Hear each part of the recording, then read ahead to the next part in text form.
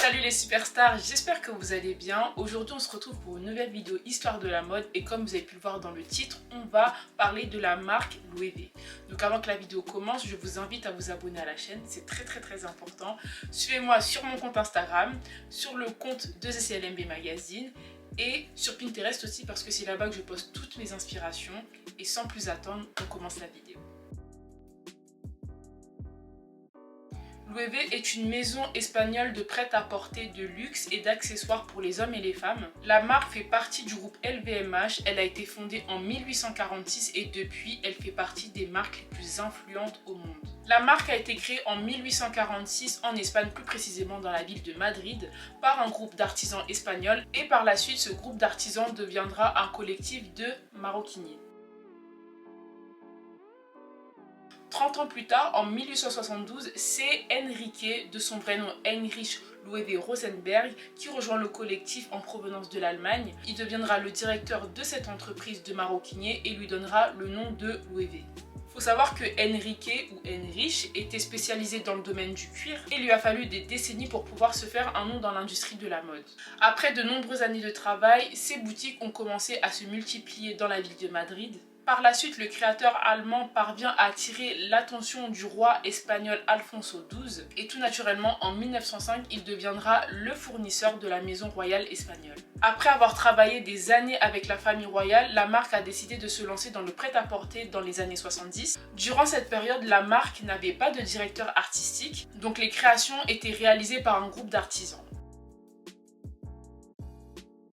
Loewe est une marque qui se caractérise par un style sophistiqué, élégant, féminin et discret. La collection Printemps-été 2024 représente parfaitement le style de la maison madrilène. Dans ce défilé, on peut voir des créations soignées et féminines. Ici, le styliste J.W. Anderson a opté pour des tons assez mélangés, c'est-à-dire qu'on y retrouve des couleurs chaudes comme le rouge et des couleurs froides comme le vert ou le gris. Ce n'est qu'en 1997 que la marque va nommer son tout premier directeur artistique et il s'agit de Narciso Rodriguez, un styliste américano-cubain. Et il sera le premier à faire défiler des modèles pour la toute première fois à Paris. En 2001, c'est José Enrique Oña Selfa qui lui succède. Durant son règne, le créateur belgo-espagnol présente des collections de vêtements chics et sophistiqués. En 2008, un nouveau directeur artistique est nommé et il s'agit du styliste anglais Stuart Bevers. Et c'est lui qui va relancer la mode du sac Amazona qui a été créé en 1975 par la marque. Et depuis plus de 10 ans maintenant, c'est J.W. Anderson qui est à la tête de la maison Loewe. Je vais vous parler de la collection Printemps-été 2024. Alors comme vous pouvez le voir à l'écran, ce sont des pièces hyper sobres en fait qui ont été créées par J.W. Anderson.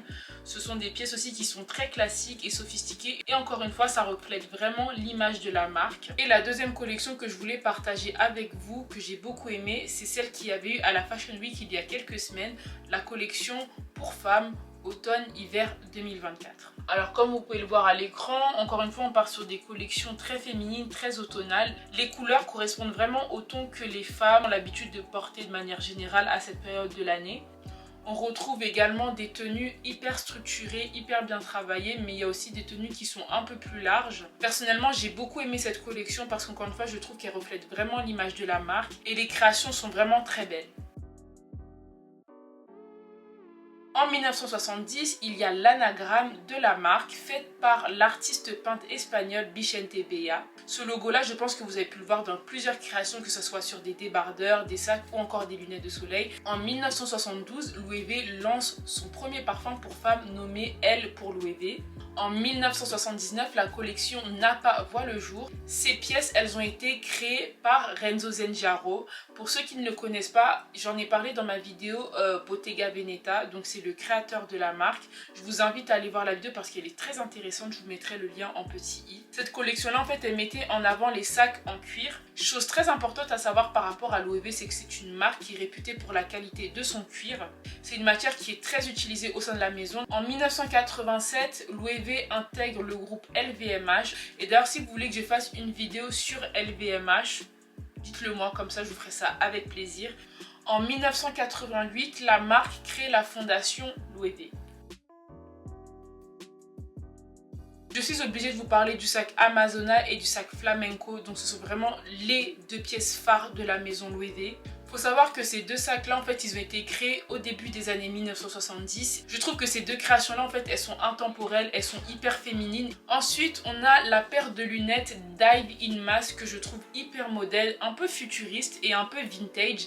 Moi ça me fait penser un peu aux années 1980 où les grosses lunettes, voilà, c'était vraiment très tendance. Personnellement je trouve que c'est le genre de lunettes qu'il faut mettre en automne. Voilà, après ce n'est que mon avis, mais je verrais bien ça avec un outfit couleur crème, vous voyez, des petits accessoires et tout, c'est magnifique. Une des pièces très emblématiques de la maison Loewe, c'est le sac puzzle.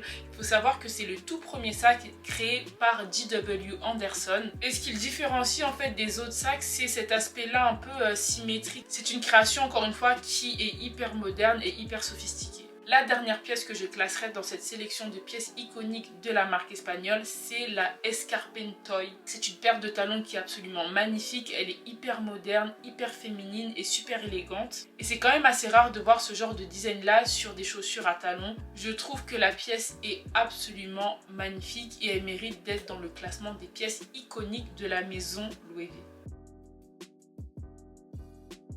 Voilà les superstars, c'est la fin de la vidéo. J'espère en tout cas qu'elle vous aura plu. N'hésitez pas à vous abonner à la chaîne, à commenter parce que j'aime bien voir vos commentaires, à lâcher un petit pouce bleu parce que ça m'encourage.